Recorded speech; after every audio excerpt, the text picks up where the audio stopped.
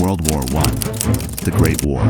When it kicked off, millions of men from across Europe were pulled into a brutal conflict unlike any seen before. At the center of the Central Powers were two of the biggest and, let's say, contrasting forces: the German Imperial Army and the Austro-Hungarian Army. Now, these armies were allies, but comparing them is like comparing a top-tier football team to, well, a team that's trying its best. Today, we're diving deep into what made these two armies tick, their strengths, weaknesses, and ultimately, why Germany's efficiency couldn't quite rub off on their Austro-Hungarian counterparts. To understand these two armies, we have to start with their roots. The German Imperial Army was the pride and joy of Kaiser Wilhelm II, an army shaped and trained under one of Europe's most advanced military doctrines. Germany had only recently become unified in 1871, so the Prussian influence was strong.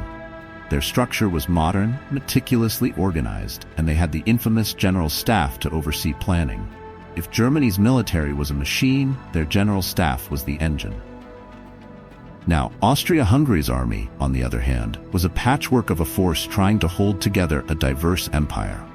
Imagine an army that needed to give orders in at least 10 different languages: German, Hungarian, Czech, Slovak, Croatian, and the list goes on. This was Emperor Franz Joseph's army, and let's just say they were a bit uncoordinated. While Germany had a well-oiled structure, the Austro-Hungarians had a messy coalition that struggled with even the basics of communication. It's like Germany showed up to war in a shiny new car, and Austria-Hungary turned up in a wagon with wheels falling off. When it came to training, the German Imperial Army held itself to incredibly high standards. Their soldiers were drilled extensively and came equipped with solid tactical knowledge. Germany was renowned for their strict discipline and adaptability on the battlefield. They even had the concept of Auftragstaktik, or mission tactics, where junior officers had the freedom to make decisions on the ground. In a way, they were the perfect blend of order and autonomy.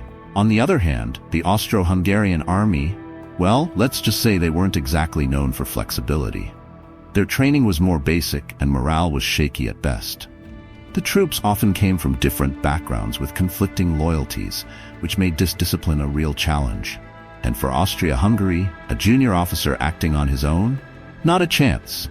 Orders were orders, whether they made sense or not. Imagine a German soldier thinking, "All right, I'll improvise here," versus an Austro-Hungarian thinking, "Wait, should I even be on this battlefield?"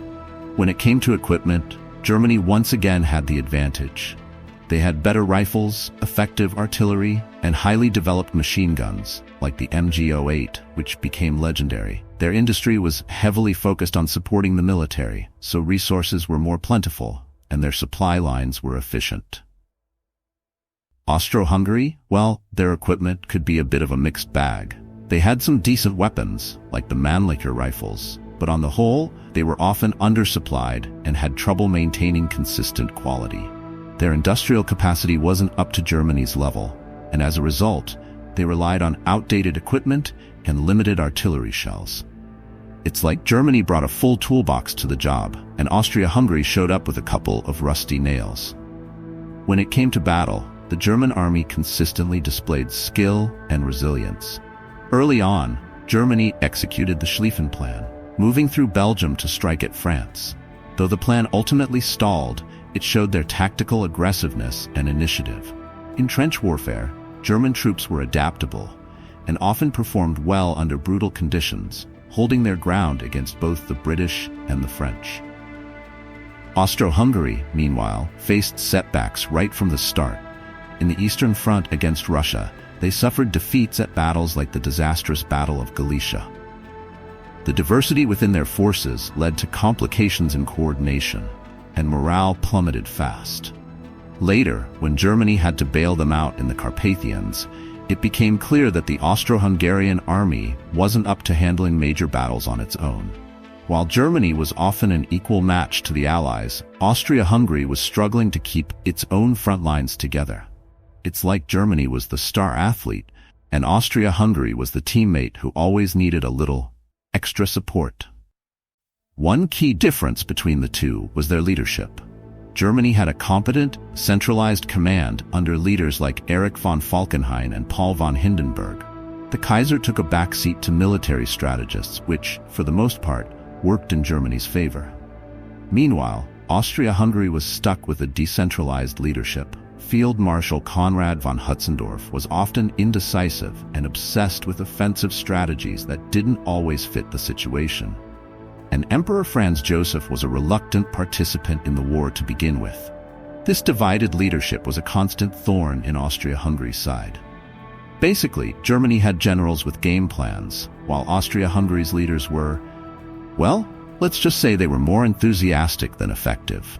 As the war dragged on, Germany held its ground for as long as possible, enduring the Allied blockades and struggling to keep resources flowing. By 1918, Germany was battered and exhausted but still put up a fierce fight right until the armistice. They were forced to surrender, not so much because of battlefield failures, but due to internal collapse and lack of resources. Austria-Hungary, though, was a different story. Their empire was unraveling by 1917, with various ethnic groups agitating for independence. The morale of the troops plummeted as their families at home faced shortages and hardship. By 1918, the empire began to disintegrate from within, and the Austro-Hungarian army practically dissolved as the country split apart. While Germany was forced into surrender, Austria-Hungary had already crumbled to pieces. It's like they didn't even make it to the finish line.